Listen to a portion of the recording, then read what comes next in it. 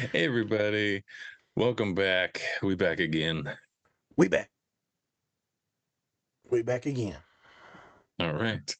I'm Spencer, and of course we have our licensed clinical therapist, Naz. Hello. Another one.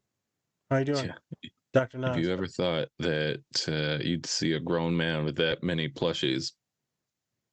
I don't think anybody would estimate how many are over there, but it's fine. As my doctor, Jesus Christ, as Your my father docs. says, they both say, just because you got a doctorate, don't care stupid.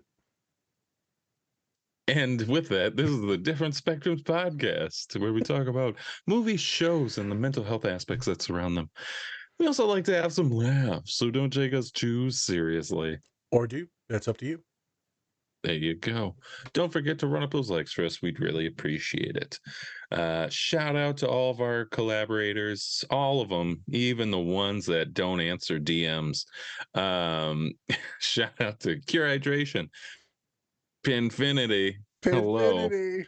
A great old Pinfinity. Fuckers. Silver Dollar Candle. Two Nerds Candle Company, and then also Cat and Raven Company. You can get up to 20% off if you use the code DSP or DSP20, or by going to our link tree and clicking on the links. So use them while you can, because some of them may be leaving soon. One of them, at least.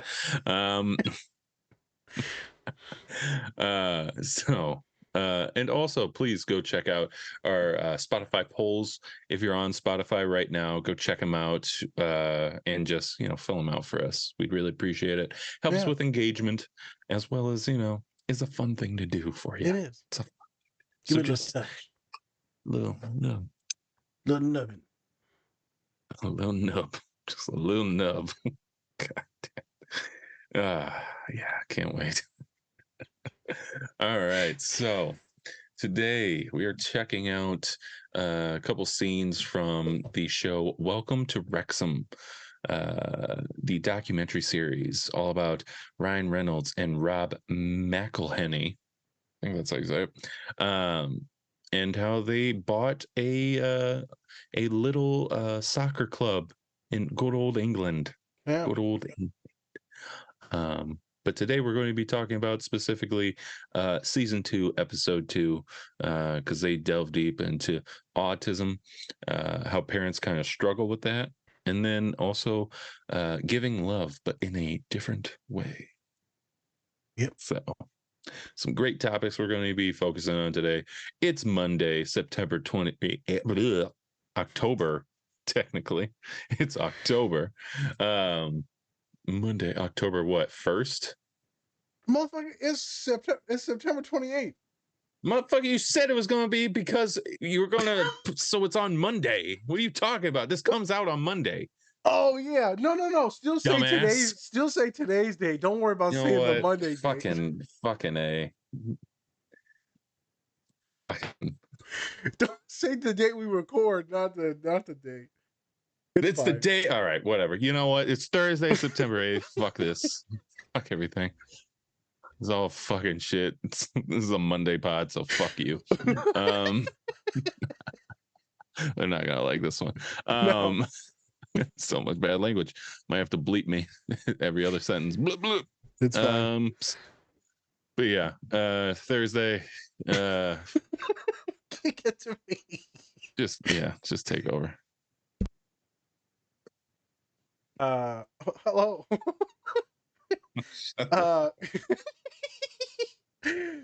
Yeah, no, we're gonna have some fun today. Obviously, there's some deeper conversations that we will have. I think me and Spencer also have some funny stories that we want to get to that have happened this week. It's been an exciting week. I'm sick. I also have a scratched cornea, and Spence is diagnosing people as autistic. So, well, it's not hard to find anymore. Tism. Yeah, I just throw Cheeto dust at people. If it sticks, they're autistic. Pocket sand. But yeah, let's get into it. Let's have some fun today. Monday pod that we shot on Thursday. So dumb. Whoop, whoop. Woof, woof. Hey everyone, I wanted to give a special shout out to our collaborator, Two Nerds Candle Company. Not only do they have great products, but they are also giving back to a great cause. You can tell that they take a lot of pride in making their candles. My favorite is Spock's Monday Coffee. They are also donating 10% annually to support Women in STEM, which stands for Science, Technology, Engineering, and Mathematics. You can use our code DSP or go to our link tree to get 20% off your entire order. We think that this company is great, and we think you will too. So go check them out. Do you want it?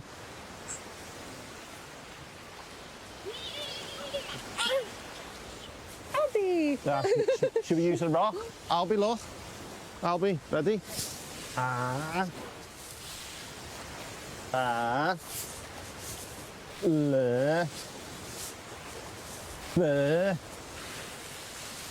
No. Where you running? Where you running to? Where you running to? I've got a little 3.5-year-old boy. He's autistic.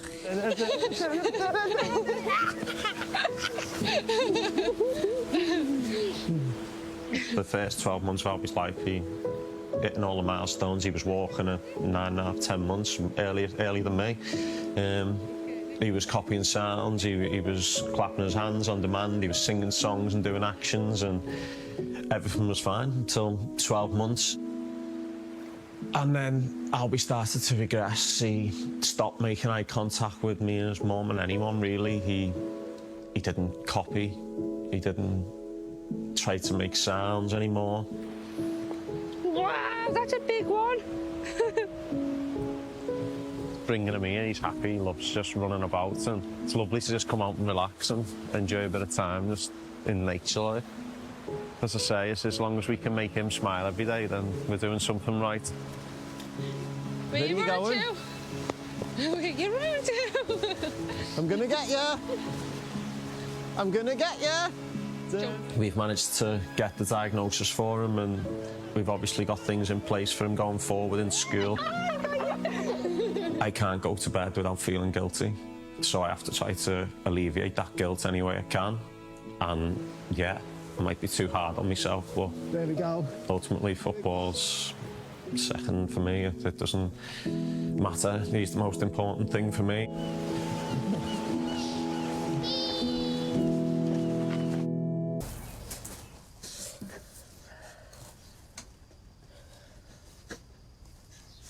Well, what's this for? It's for Mullen with his son Albie, because he got diagnosed with autism. And because I have it, I wanted to do something special to show that Mullen's not alone and Albie's not. It's like a superpower. It shouldn't be seen as a disability, it should be shown as a superpower.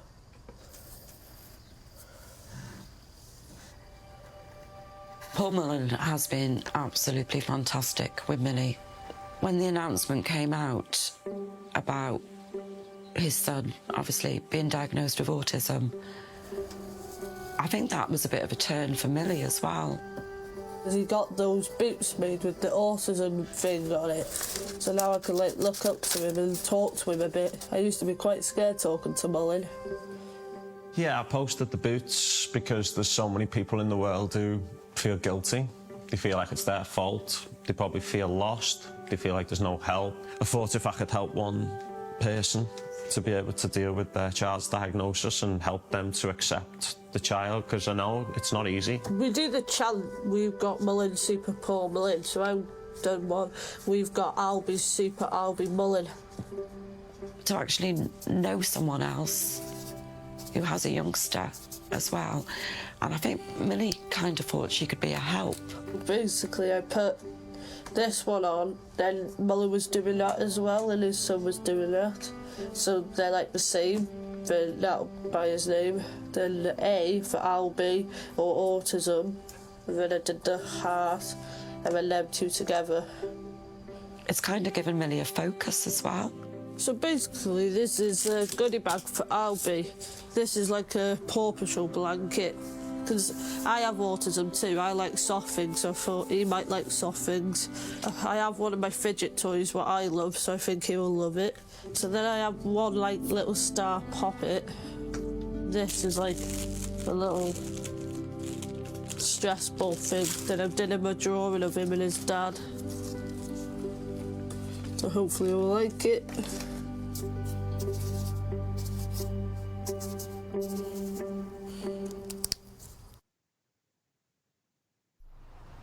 Billy, perhaps Paul will come round here to do it when it's a bit more room.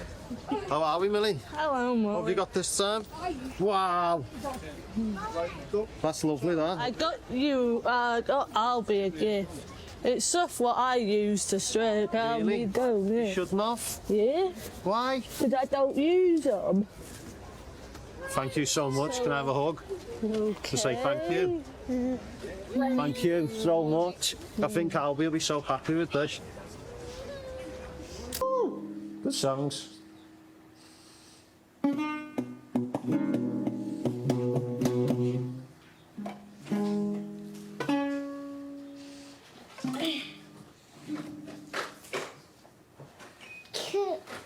Good jump. What? Where's your football gone, lad? Where's your football gone? Should we find it? What do you want? Your shoulders. Since I moved back home and managed to spend a lot of time with Albie, I noticed unbelievable progression in him. He follows instructions now. If I ask him to get things, or I could go ask him, does he want to go in the garden? Stand up. Yeah, all right then. Go on then. Can you touch the sky? Yeah. Oh! He's a happy lad. Enjoys every single day. He makes me smile.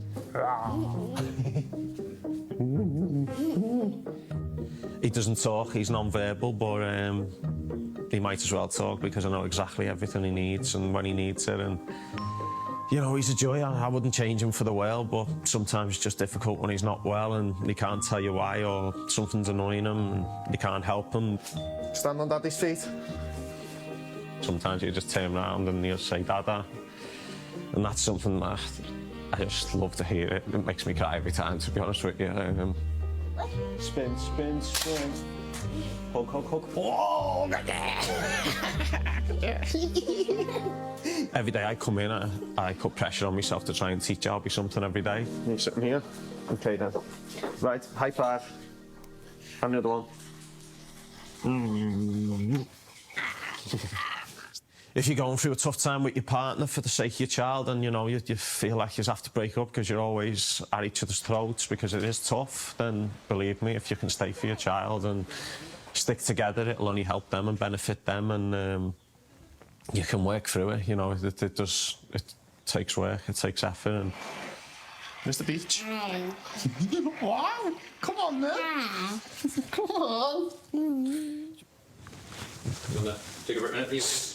No, that's all right, one sec. You're not bothered, really. Just...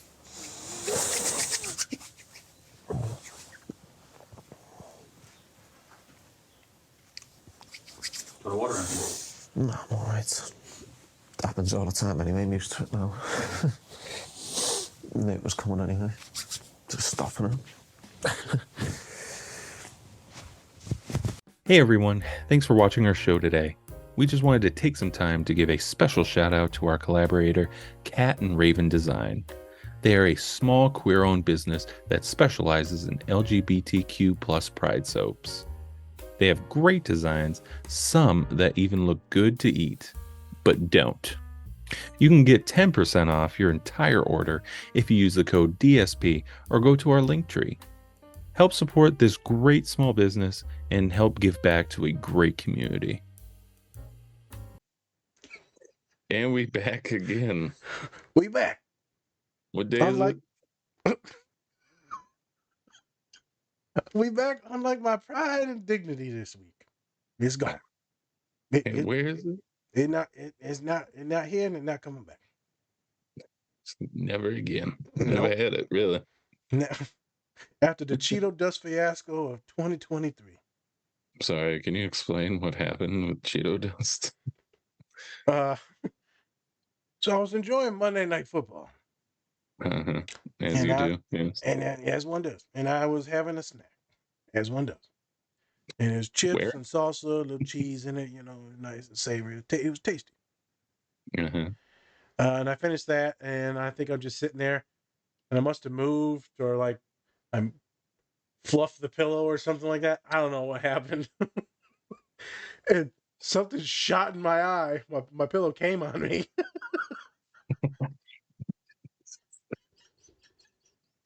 I was just gonna give a look to allude to that, but you just went all out for it. Said it. Okay, cool. And then I'm like, damn. So I rubbed my eye, and then I'm like, oh, something's legit in my eye now. Well, it turns out something did pop in my eye. I would assume it's some type of trip crumble.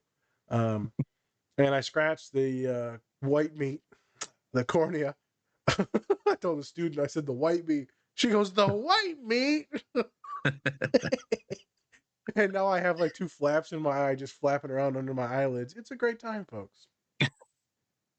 I didn't know you're diabetic. Scratched your cornea with fucking Cheeto dust. What a fucking piece of shit. I said, that's how you know you're diabetic, I guess. If that's not fat boy fantasy right there. I can't even win a fight with a Cheeto. Long Cheetos.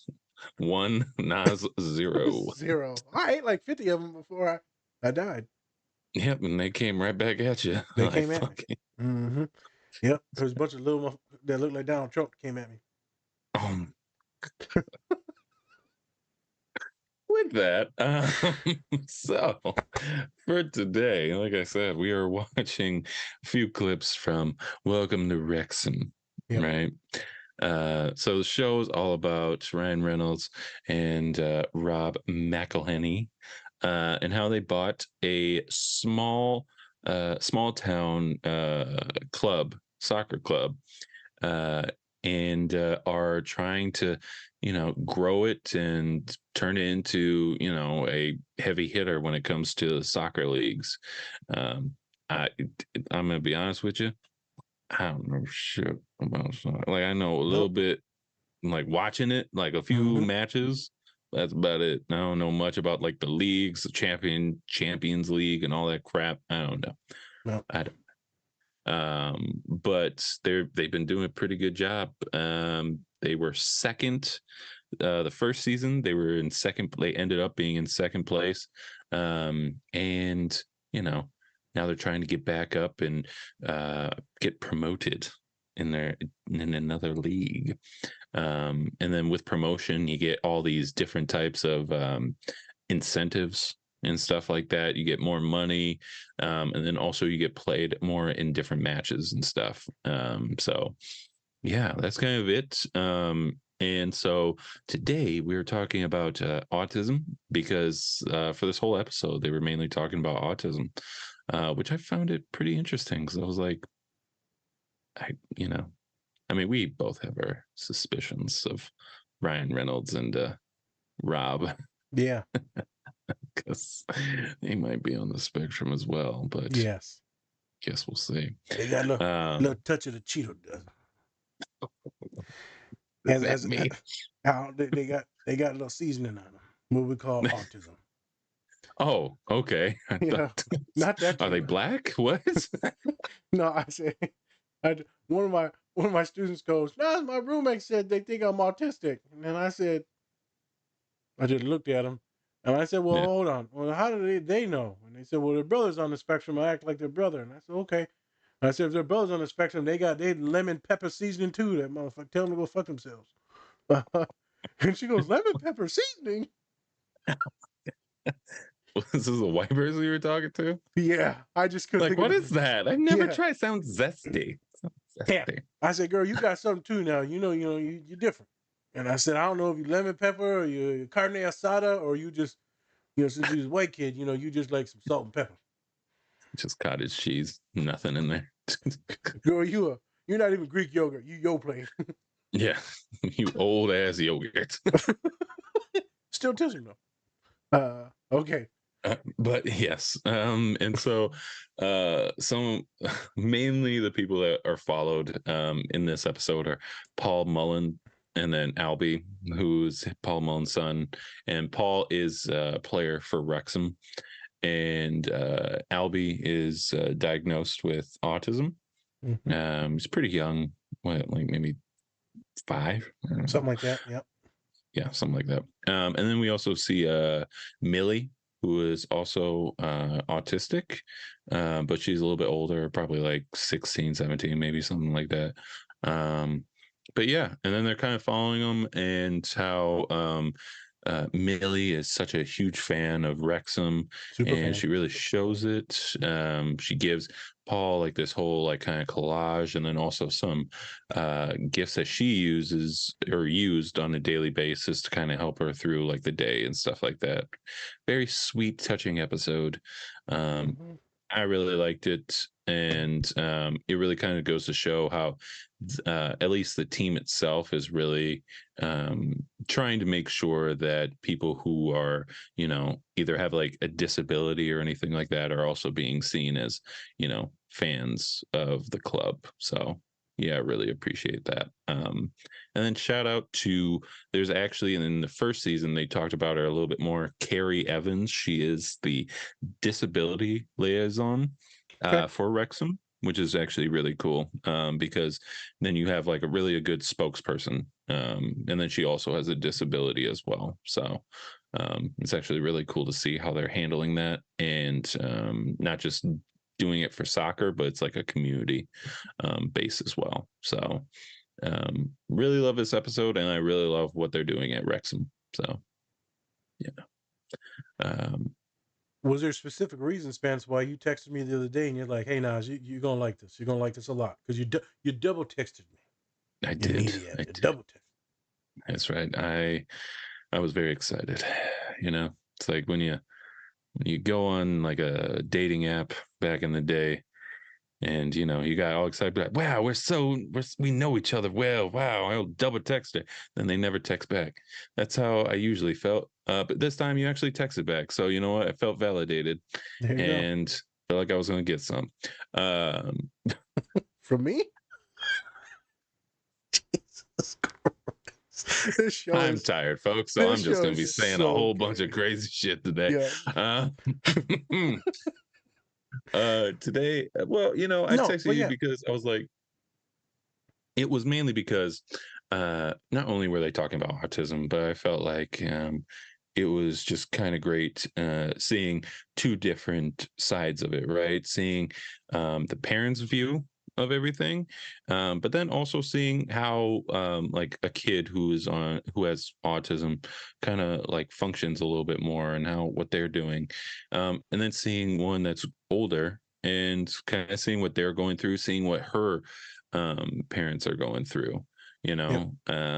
seeing how it's tough, but at the same time I don't think they would change anything about their kid. Wouldn't even change them being autistic.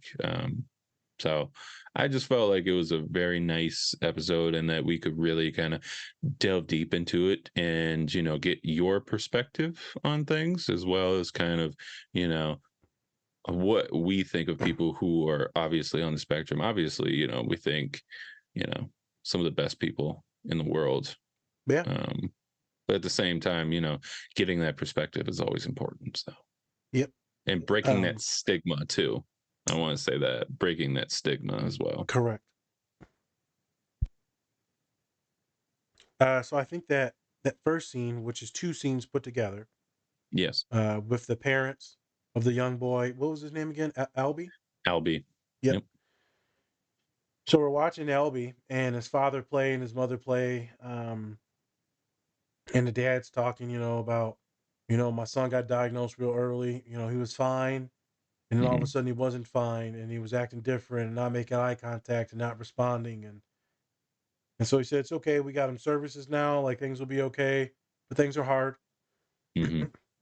Specifically, he talks about the dad. What was the dad's name again? Paul. Paul. So Paul, which is one of the soccer players there, one of the professionals. It just says, like, the sadness or grief that he has, and that, he could have done this to his child, or that this is maybe his fault in some way. Right. And so we can attack that. So a lot of the folks here, not attack it in a bad way, but attack like that myth that, this has nothing to do with anything that you did wrong, or, Mm-hmm. It's got nothing to do with any vaccines. It's got nothing to do with any The way the mother is attached to the kid during birth, after birth, got nothing to do with that because that's an old myth. Said that folks on the spectrum were like that because it was the mother was neglectful, right? And it was a bad mother. And so the kid came out on the spectrum, they would literally blame the mom in the old days. So Oh it's still wow. like a myth. Mm. They would shame the mom and be like, oh, she was horrible. It's her fault. Like, no. Um, and, he's got some of that shame, because, maybe they could have did something. Maybe they vitamins, who fucking knows, nutrition, whatever. But it doesn't work like that. Can certain things mimic autism, like other, like cognitive disabilities? Brain damage in certain ways, or like lead poisoning. So a lot of the kids, like in Flint, Michigan, all got poisoned from the water, and there's a lot of lead in the water, and so a lot of them have some of the signs and symptoms of being neurodivergent on the spectrum. Mm-hmm. But it's not complete autism. It's something else, a neurodevelopment issue. Technically, Mm. autism to say is a neurocognitive disability, neurodevelopment disability. Different story, different day. Um, that grief that the dad showed in there, that shame or guilt, is legit valid. I see that with a lot of parents.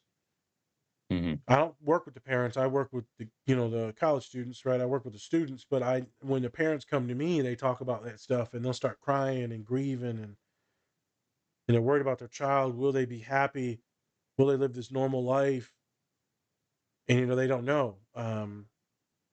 It's like a scary time. And he mentions that his kid doesn't like say he doesn't say much words, right? And then every once in a while he will Mm-hmm. say dad or dada, and then he starts crying in the scene.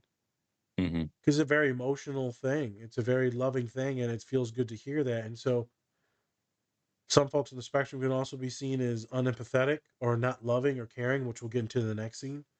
Mm-hmm. Um, which again, another myth, and has nothing to do with parenting. It's a neurological, it's a genetic thing. So either he is neurospicy, which he has a neurospicy vibe, Spence. The Mm-hmm. dad, Paul. I don't. Some of the ways he acts, but also it could be because he felt was so vulnerable and he was trying to hold back the emotions that he felt very Right. guarded. But some of it, I was like, Right. the mom didn't want to be seen on camera. So right that I was like, most people would love to be on camera. She didn't want to be on camera, but one of them's a Mm-hmm. little neurospicy. They got lemon pepper seasoning. We don't know which one. Lemon pepper. Pepper whip. Right. Yep. They both white people, and so they both different versions of tea. So, what would you say then? How do you kind of approach parents when you're having that conversation with them, saying that it's not their fault, and what steps do you kind of take for people who might have someone who is on the spectrum? You know, So whenever I talk to parents, right, I have to get a signature, a consent form from the kiddo to right? talk to the parents. And parents will complain usually about this or that, or the kids doing the parents are usually super worried, dude. Like super Mm-hmm. worried. It sounds like a little obsessive. They can come off kind of blunt and harsh, and like I'm like, okay, so you got some stuff. Right. Um, I'll be look, mom, because usually the moms, dads will call in too, but it's usually the moms. But hey, man, you're a good mom. And they're like, what are you talking about? I said, this is a good kid. This is a really Mm-hmm. good kid here. You did really, really good at raising them. They're functioning pretty well, doing their thing. They got some stuff, but you did good. I'm Mm-hmm. really excited about the person that I see in my office. Mm-hmm. And then they usually tank because, right, you can just see it. Or you can't see it, I can hear it. And they're like, oh my God, it feels so good to know that. Well, yeah, you did good. Mm-hmm. You're a little aggressive with the way how you helicopter, right? Which we need to talk about. You Right. need to back down, but you did pretty good, mom. You should be happy about that. The person in front of me is pretty legit in almost every way. So that's number one. I try to boost up the parents, self worth, ego, to boost up, not gaslight them, but just kind of boost them up a little bit. And then I'll coach them on how to talk to the child, and to set real expectations, not their expectations, but the child's expectations. And Mm-hmm. as all the pods that we've done on Monday so far, is how do you affirm who they are, the kiddo? Not what you Mm-hmm. want them to be, but who they are. And that's how you start making the bond. Is Mm-hmm. making that connection instead of forcing them to wear fucking blue jeans and the kid only wants to wear sweatpants. This is what we need to do. I'm not saying that you let the kid call all the shots, but You got to learn to pick your battles. Yeah. Otherwise, you're going to lose your kid and they're just going to shut you out. And then they'll never talk to you. And then, you're going to feel like more like shit, and it's horrible. Right. When I'm talking to the students, when they're already diagnosed and they come into my office, sometimes it's about how to handle the parent, Spencer. Mm-hmm. So how to talk to the parents to maybe not necessarily get their way, but to get through to their parents, to help them set more boundaries. It's a lot of coaching them on how to have these difficult conversations, because they're Mm-hmm. difficult for fucking all of us. To have them with a parent, sibling, a romantic partner, a friend, it's tough. So we'll kind of walk through that, role play that, write it all down, and then we'll go into that meeting with their family member with that agenda. Um, at least an outline agenda. Sometimes a whole conversation. If they can't have that conversation, then I have them just give the parent, doctor, whoever it is, the entire letter. Here it is. Mm-hmm. Read the letter, then we can talk about it. That way I don't have to say everything. The student, and you got like a foundation of what the hell I'm trying to say. Right. So that's some of the stuff I do to help folks, to help family members, to help children. Mm-hmm. To let them know that kid's good. I think one of the big things is just because the kid's not verbal when they're super young, Spence, doesn't mean that they won't always be nonverbal. Right. Like folks will like grow out of things. Yeah, they might get some speech language pathology, something like therapist, and start working on some Mm-hmm. stuff. So there's a lot of turnaround that can happen a lot in the social atmosphere and stuff like that. Um, it just really scares folks. I remember when my pops, he told, or the doctors, the psychologist, school social worker told him that Slim's on the spectrum, Mm-hmm. but they didn't like use that word. They used, different words. And Pops Mm-hmm. like freaked out. He's like, my kid ain't that. My Mm-hmm. kid ain't that. He said he almost threw the chair at the guy, or maybe he did throw the chair at the guy. Yeah. Because he used the R word, right? And Oh. yeah. Yeah. And so right back then that's normal. That's what that word means, to slow or to be slowed. Um, and so Pops was like, oh hell no. But everything was normal with Sling for a long time, and then he just was different. And then the Tourette's kicked in. And then he would take two steps forward, one step back. So there was a lot of like different pathological things that he just wasn't adding up. Right. And so same thing like this guy, right? He's a big time professional athlete. The kids get diagnosed. It's like, what the hell is going on? What did they do? It could be a tough time for a parent. And so I don't want to empathize solely with parents right now, but I do. It's a tough time Mm-hmm. on the parent. Yeah. It also could be a very tough time on the kid. Because he said, it'd be awesome if the kid, he said, I love my son when he's holding him. And he said, but some of the days are hard, especially when he can't like talk or advocate for himself and you can't figure out what's going on. Yeah. It's hard for the parent then too, but can you imagine being the child or the adolescent or the teenager that can't articulate what's going on and why they're overstimulated, why they're angry, why they're depressed, why they're anxious, why they're suicidal, um, why the food they don't, the texture they don't like, why the clothing is inappropriate. Yeah. You know something is wrong, but you can't name it or word it. Very frustrating, very isolating, and then you feel like you're crazy because you're just sitting there having a full blown fucking meltdown, and your parents are like, "Just tell me what's wrong, Rebecca." And you're like, "Catch up? I don't know." Yeah.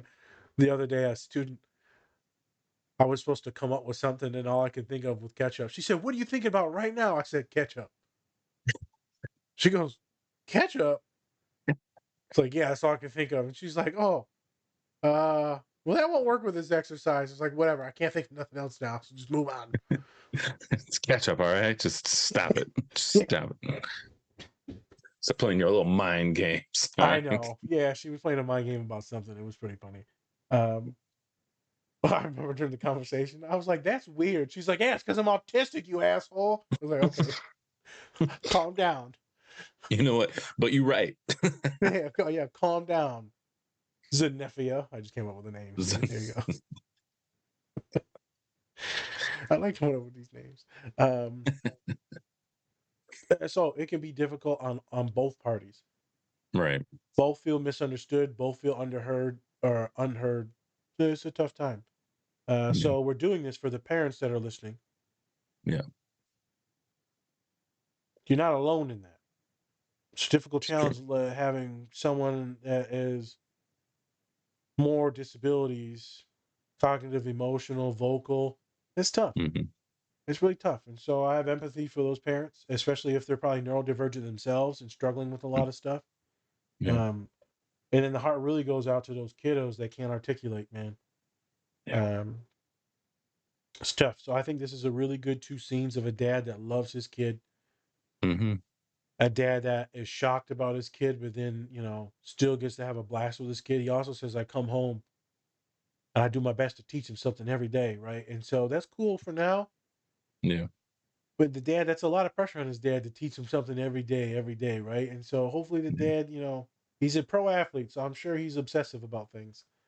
Uh, But hopefully, I'm sure they're gonna all get counseling and stuff like that. They'll be okay. I'm sure they're making good money. oh Um, yeah.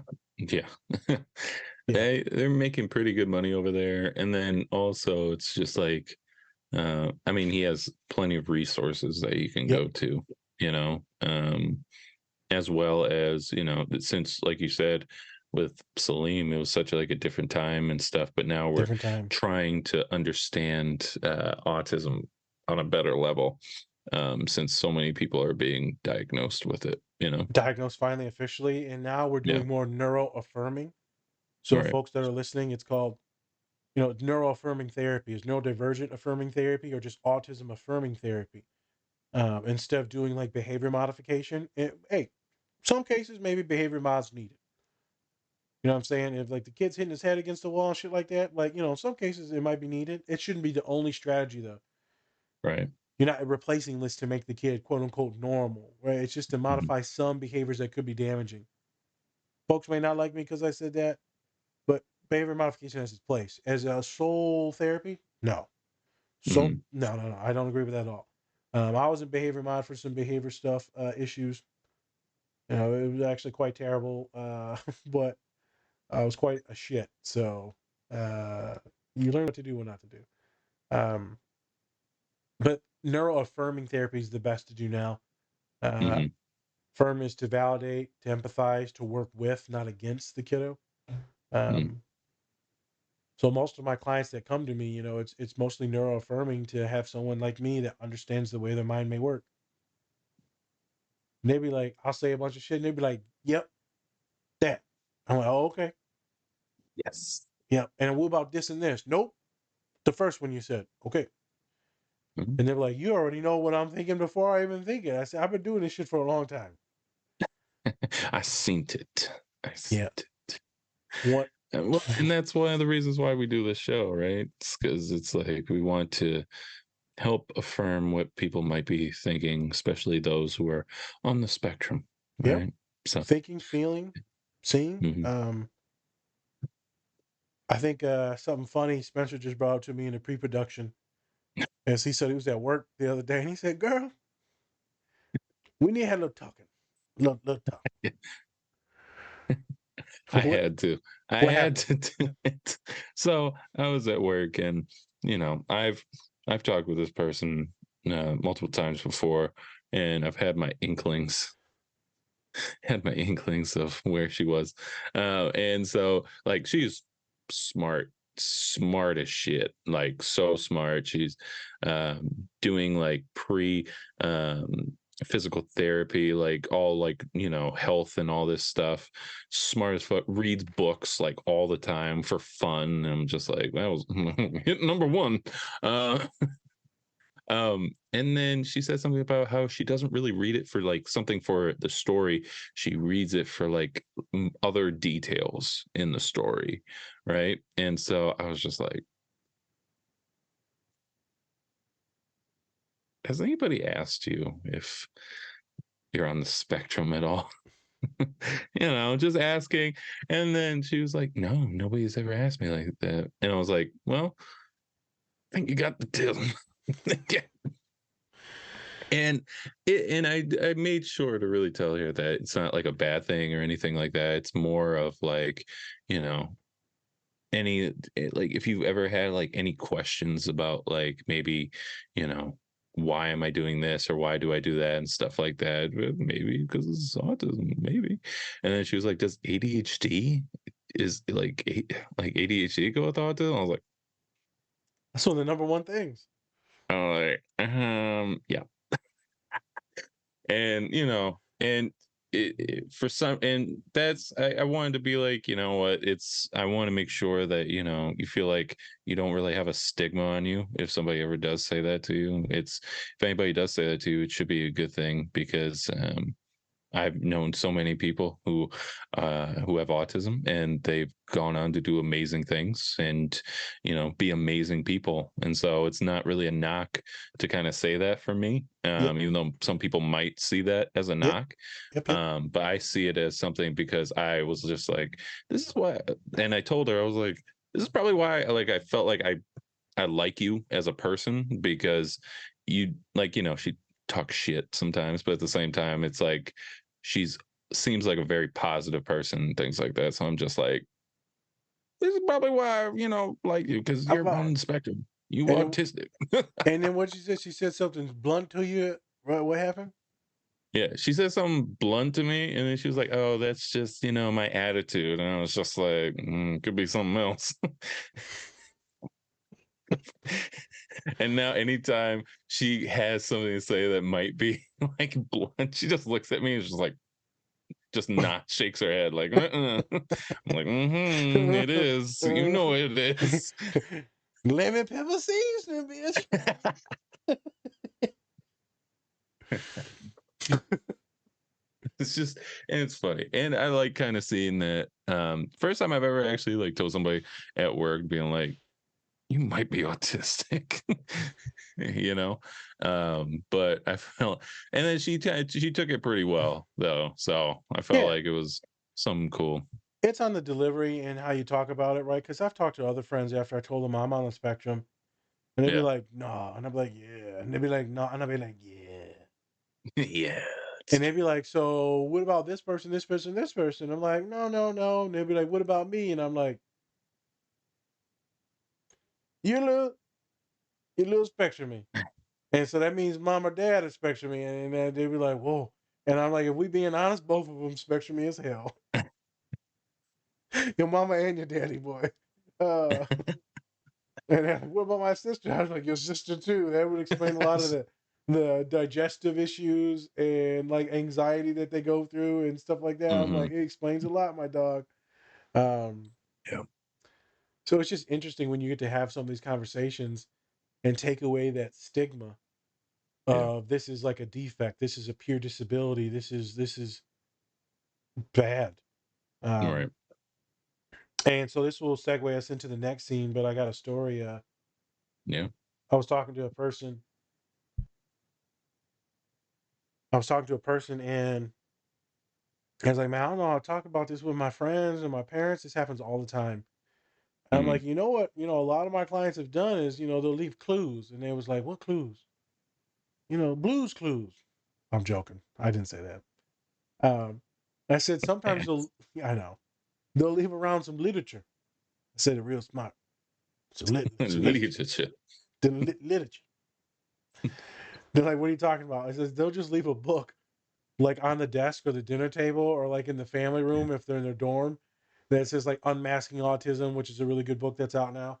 Um, Hmm. just some type of autism or neurodivergent book that on the cover, right? And then they'll be like, "Hey, Bobby, huh? What, what's that book? What's that book over yonder?" Beyond. oh, what the dang do over there? What that book do? What that book do? It tell you autistic. Well, I'm glad you asked. I'm glad you asked. You and I'm not gonna lie though, it's actually worked quite well. Hmm. I've had some students that have had books with them and they've forgotten them at home, and then the parents will find them. Parents call, "God damn it, what is this book? What are you doing? What are you reading?" So I've had it go bad. Most of the time it goes well. Um, I think we might have some humans that are going to do that relatively soon with some friends and leave some stuff around, because Yeah. having that conversation is weird. Like, what are you just going to, you're going to walk in while they're eating cereal? I'm autistic. They're like, well, cool. I don't know what to do with it, but cool. They die on their Cheerios. Spit them out. Just what? Yeah, that's why I never liked you people. Oh my God. What do you mean, you people? People. Autistic. Oh yeah. All right. Yeah. Autistic people? No, it's because you black. Uh, sorry. Almost spit on my computer. Yep. So that's actually kind of a cool way to segue into that, where they kind of might bring it up to you because they might see something or ask a question, or then Right. it thus makes some type of segue so you can bring it up because you know that they have seen that. hmm But it's a tough topic because most of our humans are worried that people will look at them in a different way. Yeah, and I think she was kind of worried about that too. She was like, Mhm. "Don't tell anybody." And I was just like, "Who the fuck am I?" Yeah, I'm not going to tell no one. He's like, I brought it to you. I'm not going to go around and This tell. bitch autistic. Jesus, right. Out of here. Yeah. Autistic is shit. She autistic. She gay too. One of those was a truth. One of those was a lie. Yeah, Figure out which one. Yeah, 2 truths, 1 lie. Yeah. There you go. Yeah, don't do that. But yeah, no, people will think that, they think different of you. I know I'm like that at work as well, man. Like some people, I'm like, man, they gonna look at me funny or say this or that. But I tell most folks, especially like the new folks, I'm cool with them. Like this one kid was not kid, grown ass woman, nurse. hmm I said he was making too many jokes and like fucking with me. And I said, hey man, you're overstimulated, you're freaking me out. And if you making hmm too many jokes, it's freaking me out. Because them jokes were like shit I can get in trouble for. I'm like, you need to Right. stop. Because I go in there and I said something. She's like, oh, you don't think I can do my job, do you, Nas? Oh, it's because I'm this and that. Because I'm a woman. I'm like, hold up now. I can get in trouble if you say that shit too loud now. Right. And they're like, I'm sorry. And I said, hey man, it's cool. Shit like that's a little too much. I said, you can just be normal with me. They're like, Yeah. oh, I'm used to the other nurses talking all this shit. I said, I can talk a lot of shit, but it's time and place, homie. Time and place. Right. It's crazy, right? I got overstimulated by someone. But all the shit that we say to each other, you're just like, hold up now. But that's a good point though, because Yep, it's like it's a whole different setting, it right? is. It's it's work. It's supposed to be like not totally serious, obviously, but it's supposed to be a professional place. Yep. And and also, if someone actually took them literal, then yeah, you would be in tough I was shit. like, So hold up now. And so I told that person knowing that they would be cool with me, right? They wouldn't see it as bad. Obviously, I'm like a very successful professional. But right. my other students are worried. They're going to tell their friends, and their friends may look at them as disabled. Be like, hmm oh, is that your autism acting up? Right? And they're like, no, this is hmm just a normal ass thing, Rebecca. Like, I don't like this Right. loud ass noise because you being loud as fuck at 2 a.m. Like, hmm shut the fuck up.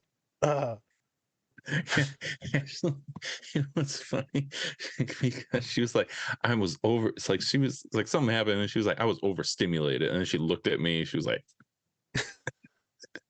you've been reading them books, ain't you? I looked at Meg. I was like, it You know, is.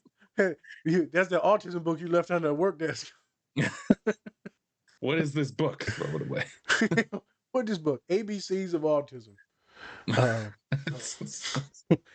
uh, but yeah, that's the thing, man. So it's really scary to tell people because of the stigmas that are out there. I also talk to people about, maybe your own internalized hate for the issues too, and so how to work past that. Right. Um, I think a lot of people think that autism is what we're going to see in these scenes. Spencer is nonverbal, uncommunicative, horrible eye contact, maybe Mhm. some verbal or speech pattern issues, Right. right? And so that's not everyone, right? That's not everyone. As we talked about, me and you making fun of Ryan Reynolds, ADHD there, Mhm. right? There's some You see obsessiveness. OCD too? Yep. Like he just So doesn't like to be touched too. there's some OCD there. There's also his ability to transfer into different people voices to mimic, to mime, to be Mm, funny, right? He's really good at being on and wearing that mask. right. Could be highly intelligent, could be a little spectrumy. We know that the other homeboy though, because he came Rob. out diagnosed with some learning disabilities and some other shit. Me and you both think he's on the spectrum. Yeah. Yeah. I think so. Yeah, and I mean, the dude is just a genius when it comes to comedy. Like, Yep. so, And you find a so lot of comedians on the spectrum. yeah. A lot of famous comedians, neurodivergent. Mhm, So let's get into the second scene, Spence, mhm, because there's some people that might not like some of the things and might like some of the things. mhm, These episodes ain't for everyone, right? I'm trying to get you. I'm trying to affirm the parents and the clients, students, mhm, kids. This next scene, as we transition into it, right? It's about her making those gifts mhm. and drawing and creating and showing this love and this is what I think some people don't like is that they'll say like autism's a superpower. Some people like it's not a superpower. Right. You know, it's a disability, or they'll be like, you shouldn't think of it as a superpower because it's like, you know, not all of us have superpowers. And I'm like, you know, let the person think whatever they want. Yeah. Especially like, what is that going to do? Them saying that it's like you don't have to be that kind of person to just down somebody because Yeah. they say something that might not be, what you think is correct, right? I think, So, yeah, some people will think that, well, no, they think that autism's like superpowers for like all types of things. And obviously everyone doesn't have superpowers, but if yeah, one person wants to feel like they have superpowers or are empowered in it, then let them do it. yeah. Um, Would you rather them be depressed about what they have and, yeah. just feel like shit every day? Like, no, let I them think feel that. some are like get insecure, or some be like, well, not all folks on the spectrum are like super geniuses. I think we're not getting at that. We're Hmm. not getting at the literal superpowers. We're getting more at the metaphorical superpowers or hyper interest in certain areas Hmm. or abilities to show love in other ways or empathy in other ways. But everyone wants to get like real weird about certain things. And I get it. You don't want to generalize and label as everyone is like these machines. But when she said it, I can hear people in my mind be like, "Oh, that's wrong," and I'm like, "Now let her vibe out. She's really good at drawing, loves that team, knows everything in and out. I'm Hmm. saying living her best life. She feels like she has superpowers, and she thinks that autism is good and wonderful in many different ways, and it is. And so I thought it was really wonderful to see that, even though I know some others may not enjoy that clip. Um, Right. Totally. but the best part Hmm. is the mom goes, she goes, Spence, you know, she doesn't even hold my hand. You know, she's really not that affectionate, this and that, even to this day, and it hurts me. So that's Hmm. gotta suck for a parent, right? Your kid's not affectionate. I get that. I'm gonna validate that and empathize with that. That's tough. Yeah. But also, her name was what was her name again, Spence? Miley? Millie. Millie. She loves tremendously in many different ways. When she starts drawing that art and how good it is, doesn't matter how good it is. When she starts drawing that art and collecting the stuffed animals and the toys and the blanket. You know what I'm saying? And puts it all in the bag for this dude that she don't even know with all this money. And he's like, why'd you do this? Why'd you give this to me? Well, I don't need these things anymore. And I figured your kid could need them. Your kid needs them. How is that Hmm. not love and empathy? But autistic people don't have love and empathy, and they're stoic and reserved, and they don't want to touch. Man, that's one pocket, man. That's one little pocket. Yeah. Hopefully the mom knows that her daughter loves a fuck ton. Hmm. So that's the scene I cried on. Because it got Hmm. me again when we watched it, and specifically because I have blankets in my office that students love. I have stuffed animals in my office that students love because they're very soft. Hmm. That little toy that she had with the little balls, the white thing and the little balls, I have that in my office. It was gifted to me by a therapist at one of my Hmm. interns. One of my boys in group therapy broke it because he kept shoving these other elastic band things in it and he broke it, bastard. Jesus. So I had to buy a new one. So it's the new one's sitting in there and it's like a little puzzle thing. Hmm. So it made me think of them. It made me think of my old school. And then she adds in a bunch more stuff and like poppets and all that. And it just reminds me of all the gifts that I've been given from folks that are neurodivergent. Hmm. And we might have talked about on a different pod is I've only gotten gifts from people that are autistic. Hmm. I think I might, yeah, we talked to you about it because even like you, that you love giving gifts. I didn't even like giving gifts until I went to St. Mary's. Mm-hmm. I'm like, this is fucking awesome. Every single person that has given me a gift, drawn, curated, brought in food, Mm-hmm. it's been autistic. Shit, I remember last year someone brought in a fucking cake, a tres leches cake from Chicago. We tore that shit up, boy. We tore it up. It was a badass cake. That cost some money. And then Not that, bad. they emailed me the next day and said, by the way, I got COVID. I said, you rotten motherfucker, I knew it. Bitch ain't no The cake good. was good though. That cake The was cake good. was I good, died eating but that you were motherfucker. rotten. I hope you rotten hell, motherfucker. But still, like, someone said the other day, he's like, why do you get all these gifts? Yeah, and I said, my clients love me, bro. Not all, but certain ones. Certain ones. We all have our favorites. So it's just interesting for a population that folks say that's so unloving. Mm-hmm. Maybe we need to think about love and connection and intimacy in a different way for different folks. And I think this is going to lead me and Spencer into our next Monday pod is what is love? Mm-hmm. How do you know that you love someone? How do you show that you love someone? How do you receive love? And we're not just talking about the love languages. We're like, what do you actually do?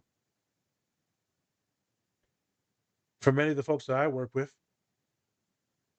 it's showing you because the words might not be enough. I told the one kid that gave me a card for my birthday, I said, I'm not going to read this right now.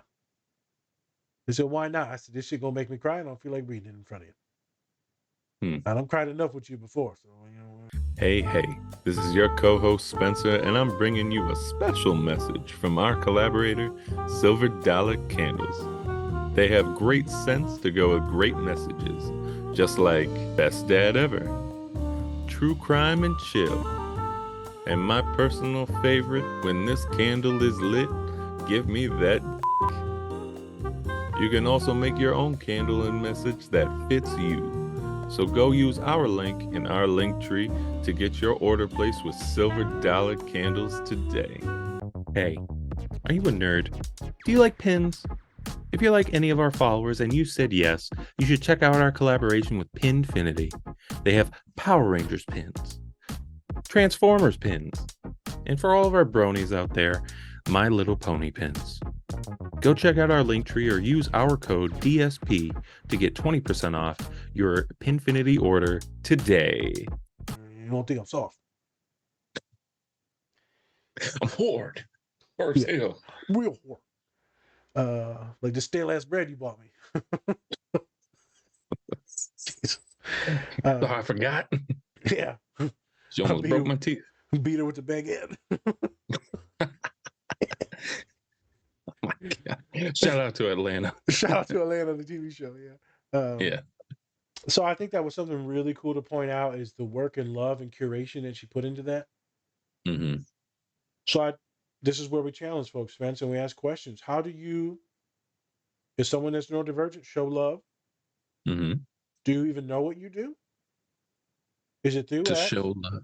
How do you show it? Maybe you don't like doing the physical touch. You see, when he went to hug her, she was like, I Yeah, guess she I was can kind of hug like, you. no. His lady left the other day, right? I ain't been sad. I don't care when no one leaves the job, but finally someone quit a job and they took another job at the school, a front desk lady. Mm-hmm. And I waited. I was going to give her a big old hug because I wanted to. Mm-hmm. I also bought her a gift. I gave her this a Stitch plus big old stuffed animal. I bought it for her a long time ago though because she went through something. And I bought it for her. Mm-hmm. Then everyone came over, and then I was like, "All right, so we giving hugs, or what we doing?" So I gave her a hug, and no one else gave her hugs. I said, "Fuck it, I'll give you another one." I gave her two of them, and then I cried in the car. I talked to this crazy ass lady every day for probably 30 minutes a day for the last 2.5 years. Mm-hmm. For everyone else, I barely see in office, right? But for her, we talked a lot of shit. Mm-hmm. A lot of shit. In this episode, they talk about autism and connection. Yeah. And like when her daughter went through COVID and it took soccer away from her and she lost a lot. It's love. Mm-hmm. Yeah. She had grief because of love of soccer. Right. I went through the grief with this person leaving because of like love, kindness, jokes, humor. She's also autistic as shit. She Of doesn't know course. that. I know she listens to this pod, so if she hears it, she's like, "What the fuck?" You got the tism, girl. Oh Hey, yeah, congrats. 100%. She told me she was like a bodybuilder back in the day and like a few other things, and she's just weird and ADHD as shit. I'm like, yeah, you're spectrum, man. You can just sense it, right? We'll Yeah, talk. Maybe we'll talk about that in a little bit, but like yeah, just getting the sense of like I'm sensing the tism here. I don't yeah. know. It's She'd be somewhere like, here. whenever a kid's like in a panic, in a crisis, and I'm on call, if they're like neurospicy, she'd be like, "Nah, I've got this one." It's- First grabs right there. Yeah, not. You send it now. We gonna send it now. And so that's why I want to challenge people is if folks say that you're unemotional or detached, lack facial expression, lack communication or verbiage, make sure they Yeah. know the things that you're really good at and appreciate those things. Mhm. Maybe you could step it up in the other ways, but that's not what we're talking about. We're talking about more about strengths. And so making sure that they understand that these are the ways that you operate and to not discredit those when you show them or do them. Because a lot of my students that are more stoic, Mhm. like Millie, they'll get seen as discontent, uninterested, angry, mad, especially if they're black or brown. Then they're Mm. seen as more aggressive and more standoffish, resting bitch face. That's just not the case. Many of my clients will be like, "Man, they already think I'm mad and shit," and then what? I'm gonna have a conversation with them. They gonna think I'm gonna try and kill them. Like, no, they're not. Mm. Or man, my friends always think that I'm not paying attention, that I'm dissociated, like daydreaming. I said, "Are you?" She's that's not the point, Nas. It is the point. That's why you brought it up. Yeah, yeah, yeah. Bitch, you over here dreaming about ketchup, right? And, I'm gonna think of nothing. Yeah. And so we talk about how to ground ourselves in conversation, how to listen, right, and how to show people that you're actively listening and engaged. Because people see that as love, they see that as kindness when you're actively listening. Right. I was recently helping people with that, right? I'm talking to the partner, they're like, "Man, I just got yelled at," and I'm like, "Okay, did you actually get yelled at?" "No, just a talking." I'm like, "Okay, so you didn't get yelled at because that makes it seem like you just got abused." Yeah. Um, I bring these things up because love is a big deal, especially when you're dating with friends. So making sure that everyone is on the same page can probably save your friendship or your romantic partner. Hmm. Also, so some of you children, or if you're a parent like Colin, right? One of the longtime co-hosts. Yeah. It's been a minute since he's Been a been minute. on. He done had a big ass baby since then. Jesus Christ. She big as hell. All the supplements that he takes. I mean, it's had to come out somewhere. Yeah, I know. Her baby takes after her uncle. That's me. Oh my God. But not in a nasty way. She just looked like our people. Fat. Why does she have so much hair on her Yeah. chest? How you got hairy knuckles, man? You're not even 2 yet. What the fuck? Why you look like a um yeah, so like him, worried about some things in love. But long as the child knows that you're giving them attention and you're affirming them, validating them, right? They're gonna know you love them because you're there. Right. So many of us folks on the spectrum, we just want to be there. Hmm. We don't even need to say shit. We're just gonna be sitting in the room, chilling and vibing. Just because you're there, we're comfortable. Yeah. And if an autistic person happens to start gabbing and running their mouth a million miles an hour, they think that you're a safe person, Hmm. and thus they trust you, maybe have some respect or love for you, and they think that they can talk to you. Hmm. Because they're not going to talk to anyone else like that. But certain folks, they're going to run their mouth. I don't talk to no one at work, Spence. Hmm. No one. I talk to the Same. front desk lady that's gone, and then now Spencer like, "Motherfucker, you don't shut up." That's because I don't talk to no one. I talk to Yeah. 3 motherfuckers. Most of my talking comes through here. So it's like, or when I'm with Dom. That's about it. That's it. That's about it. We Yeah. got certain people we talk to, man, and that's it. And so remember, folks, that is love. Yeah. Now, if you're talking to someone that's just running their mouth nonstop and they're like they won't shut the fuck up, and then you can That ask might them, be. you can set some boundaries with them. But I saw this in an Instagram post from some of the homies that's going to end up joining us. Mm-hmm. But if you set the boundary with them and say, "Hey, it's a little bit too much, a little overstimulating, right? Take a breath." They're gonna take that as okay. I'm gonna take a pause, but then you need to reinitiate when you want them to speak again because they're just gonna dissociate and kind of go away because they don't want to offend you or cross a boundary. So remember that in the back of your mind too. If you set a boundary, awesome. Make sure you re-invite them back to play verbally. Um, but that's the biggest thing is every time I've gotten something, it's been someone on the spectrum. And what does that mean? That means our people love more and deeper than I think anyone else knows. Uh, but the myth is that we don't. So it's interesting. It's an interesting myth. That's what I wanted to bring up. I thought these were very good scenes, literal scenes of folks being on the spectrum, and the trials and tribulations that maybe some parents go through. Yeah, totally. Yeah. Yeah, pretty cool. Pretty cool to come through a random soccer television show. I know, right? Just randomly showed up just out of nowhere, just being like, we're going to talk about autism today. Obviously, it was enough because one of their players deals with it, and then one of their fans deal with it. Super Obviously, they fans. probably have more people Yeah. who deal with it, but they really wanted to focus on those two for this episode. So Pretty cool. I also liked how Ryan Reynolds was just like watching Paul's son just doing something. He's just Count. like, oh my gosh, what? But Yeah. yeah, very affirming, and especially it's pretty cool as like your boss just kind of, you know, looking at those videos and just being like, wow, that's cool, that's awesome. Yep. Yeah. So Yep. Pretty cool. This yeah. things like this should help folks understand autism or maybe at least get an introduction to it. Mm-hmm. It also should show, the parents' trials and tribulations. But remember, this is two different versions of autism, and there's like Mm-hmm. umpteen billion versions. And so these are not the general lies characteristics of what autism is.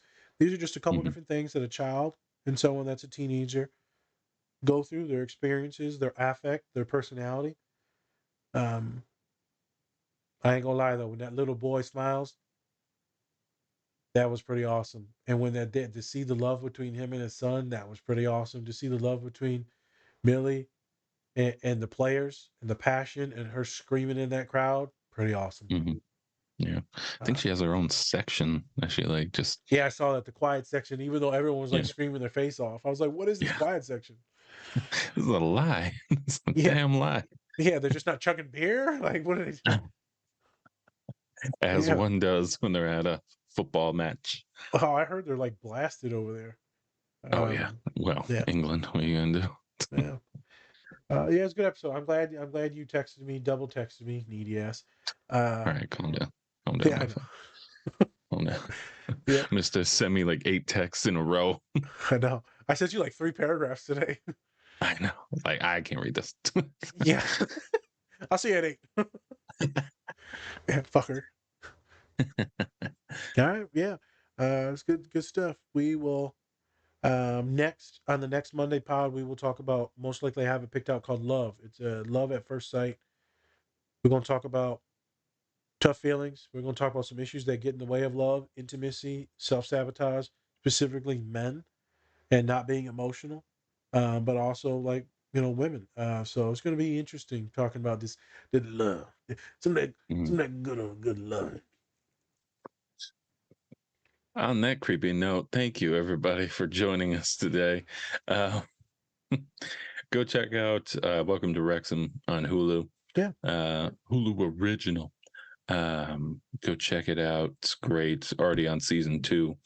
And also go check out our lovely collaborators, most of them. And check out our merch. We have some great stuff in there. Hey, you're different, but not less. But not lemon. You're different. You got some lemon pepper seasoning, but not you're not plain chicken. I lost it. I had it. You never had it, did you? No, you're not cracked chicken, but you're seasoned chicken. And this is why it's a Monday podcast. Like you're just like, you're not crack. Like what? Crack chicken. You're not crack. Thank you everybody for watching today, and hopefully this episode kind of helps either break stigma of autism just a little bit, just enough for you to kind of maybe research it a little bit more, and show a little bit more compassion to those who are around you that might have autism. Because so I feel like a lot of people kind of have that, like, wow, this person's just so like passionate about this subject, even though it's not that important, right? Yeah. And you're just like, maybe because they're autistic, maybe you should chill the fuck out a little bit. Maybe just kind of see how they view it and then kind of go from there. Doesn't mean you have to have that same viewpoint. Just view it and go, okay, well, they view that way, I don't. So there you go. But yeah, thanks for joining everyone. Also, before we get out of here, there's gonna be a video right here. And you know what? It's a great video. It's from our past episodes. Why don't you check it out? Why don't you see what's happening there? Go check it out. Recommended video. It's made just for you. Just for you. And then watch, it's going to be some subject that's like totally depressing. Yeah. Just like, how'd they know? How'd they know? How'd they know? So please go check out this recommended video right here. Yep. It'll be great. So check that out. And with that, I'm Spencer. That's Nas. Different Spectrums Podcast. Bye. All right, people. Much love. And remember, take care of yourself. Or don't. And that's up to you. Peace.